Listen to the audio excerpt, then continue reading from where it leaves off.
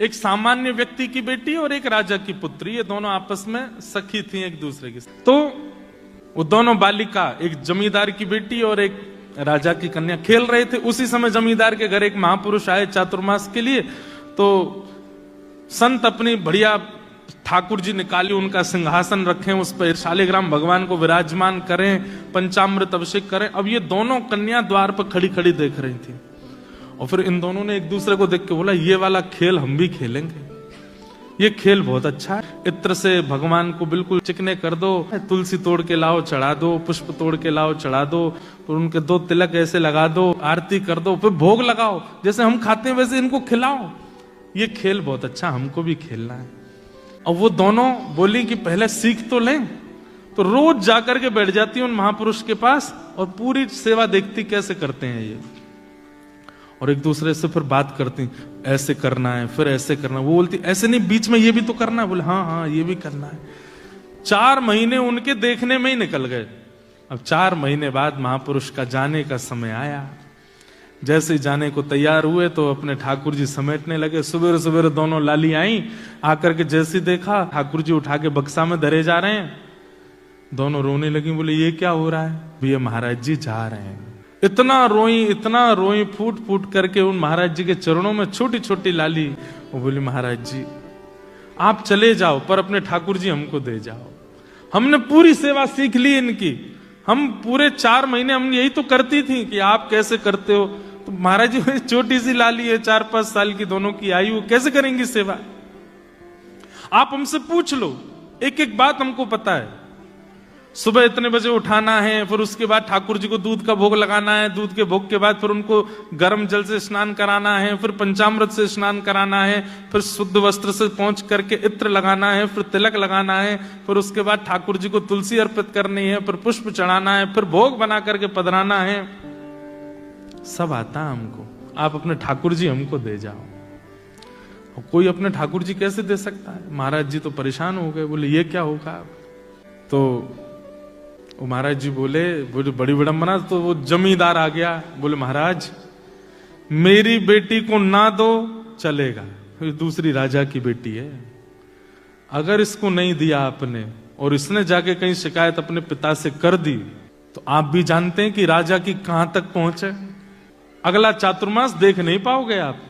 तो बोले हम तो गलत फंस गए। और बोलिए सुनिए, अगर आपने राजा की कन्या को दे दिया और मेरी कन्या को नहीं मिले तो फिर इन दोनों में वैसे कलेश चलेगा, तो राजा मेरी पुत्री और मुझको नगर से बाहर कर देंगे। बोले तुम जब तक यहां रहोगे कलेश करेगी तुम्हारी बेटी की, मुझे दो, तो तुम भी बाहर जाओ और हम महाराज सब बिगड़ जाएगा। ठाकुर जी तो फिर आ जाएंगे जीवन में, इनको दे जाओ हमारी बेटियों को। संत बोले ये कोई ऐसे खिलौना है, ये दे जाओ? मैं कैसे 50 साल से सेवा कर रहा हूं मैं इनकी, ऐसे कैसे दे जाऊंगा? तो बोले आप ही सोच लो फिर क्या करना है। तो संत बाहर से शालिग्राम जी जैसे दिखने वाले 2 पत्थर ले आए और पत्थर ला करके वो पत्थर रख दिए सिंहासन पर और अपने ठाकुर जी उठा के धर दिए नीचे सामान्य सी चौकी पर। दोनों कन्याओं को बुलाया, बोले इधर आओ। कन्या आई, बोले अच्छा देखो ठाकुर जी कहाँ हैं? बोले ऊपर बैठे हैं। और बोले नीचे वाले? बोले हाँ ये भी ठाकुर जी। बोले नहीं, ऊपर वाले जो हैं वो ठाकुर जी हैं, नीचे वाले जो हैं ये सेवक हैं। अब बताओ तुमको सेवक चाहिए कि ठाकुर जी चाहिए? दोनों कन्या बोली नहीं हमको ठाकुर जी चाहिए, सेवक नहीं चाहिए। तो महात्मा बोले ठीक है, तो सेवक मैं ले जाऊं? बोले हाँ आप ले जाओ। सेवक असली ठाकुर जी थे। तो सामान्य से पत्थर दोनों कन्याओं को दे दिए। कन्या बोली इनका नाम क्या है ठाकुर जी का? महाराज जी बोल गए सिलपिल्ले भगवान। तो सिलपिल्ले भगवान। अब आप सोचना, ना कोई संप्रदाय है, ना कोई पद्धति है, ना कोई नियम है, ना किसी भी प्रकार का क्रम है, ना भगवान असली के हैं, केवल सामान्य गली का पत्थर है। नामकरण गुरु जी कर गए। अब वो जो बेटी थी जमींदार की वो अपने घर में सेवा करती और जो राजा कन्या थी वो अपने राजभवन में सेवा करती। और दोनों जब मिलते तो अपने अपने सिलपिल्ले भगवान की बात करते। आज तेने क्या किया? आज मैंने खीर का भोग लगाया, आज मैंने गुड़ का भोग लगाया, आज मैंने ये किया, आज मैंने वो किया। और दोनों बड़ी प्रसन्न। जो जमींदार था उसका छोटा भाई, वो उससे बहुत बैर मानता था अपने बड़े भाई से।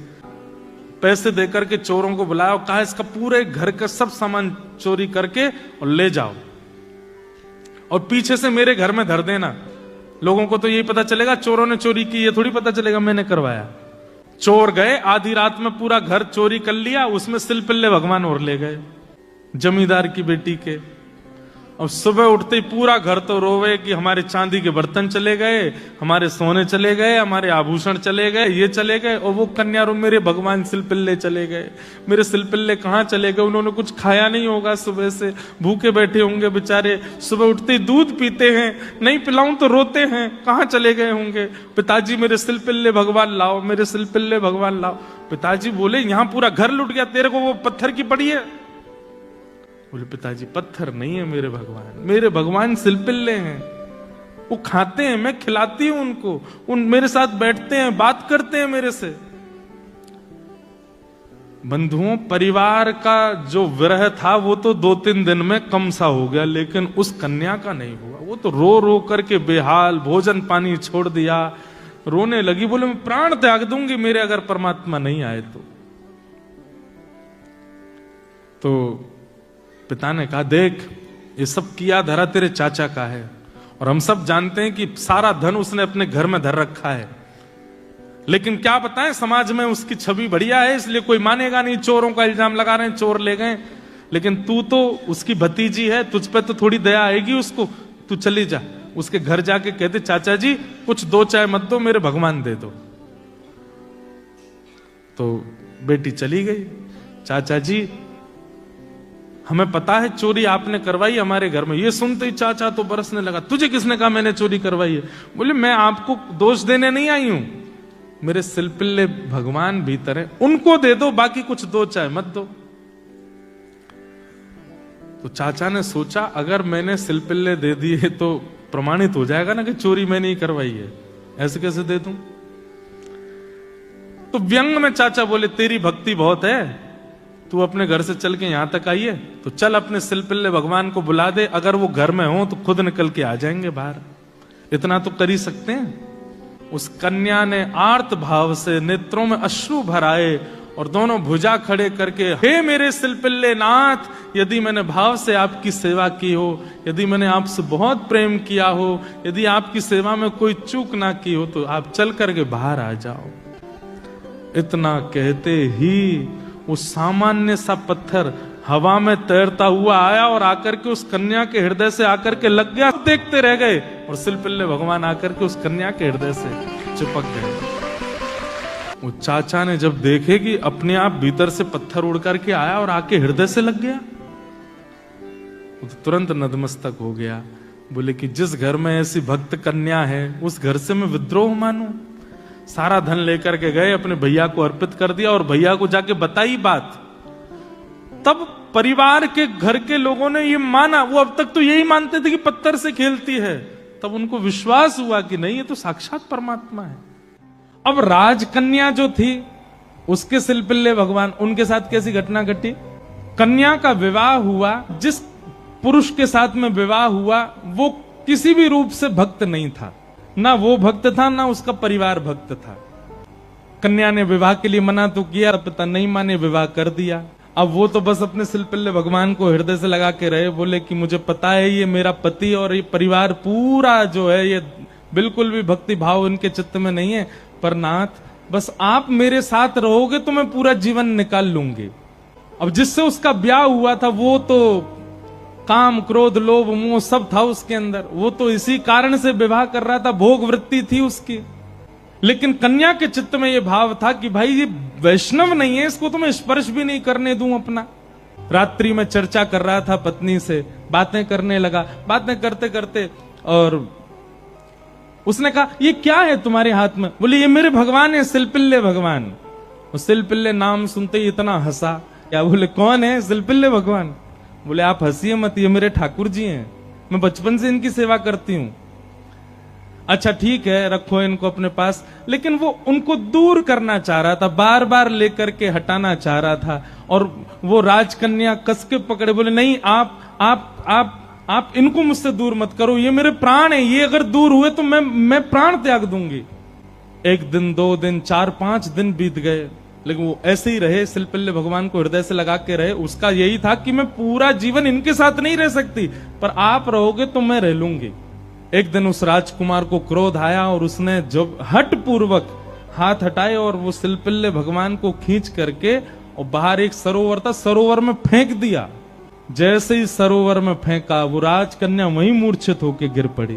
पूरा परिवार इकट्ठा हो गया, सब लोग सोचने लगे, बोले अरे ये क्या हो गया, इसके कहीं प्राण ना निकल जाएं, पूरे गांव में हमारी निंदा होगी, इसके पिताजी बहुत बड़े राजा हैं, हमको कारागृह में डाल देंगे। क्या किया तूने? बोले कुछ नहीं, पत्थर लगाए, बैठी रहती थी, मैंने फेंक दिया तो नाटक कर रही है मूर्छा की। खूब प्रयास किया लेकिन होश में नहीं आई।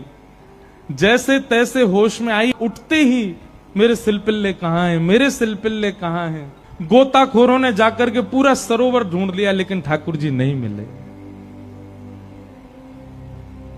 अंत तो गत्वा वही सरोवर के किनारे हट गई और रुदन करते हुए बोली, हे मेरे शिल्पिल्य नाथ, यदि मैंने वास्तव में बाल्यकाल से आपको अपना प्रियतम मान करके भेजा हो, आपकी निष्ठा से सेवा की हो, तो आप कृपा करके मेरे पास आ जाना। और यदि आप मेरे पास नहीं आए तो मैं एक क्षण और चिंतन नहीं करूंगी, तुरंत अपने प्राणों का परित्याग कर दूंगी। उसका पूरा परिवार खड़े होकर के देख रहा था।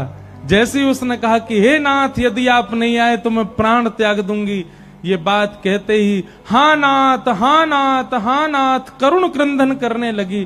तुरंत सरोवर में से अपने आप शिल्पिल्य भगवान निकल करके आए और उसकी छाती से आकर के लग गए। और ये दृश्य देख करके परिवार पूरा जो था वो तो नतमस्तक हो गया। सब देखते रह गए।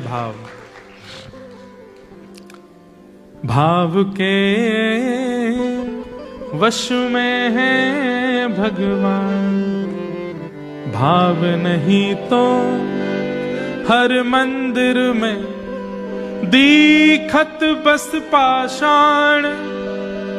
भाव होए तो जित देखूं तित प्रगट होए भगवान। भाव के वश में है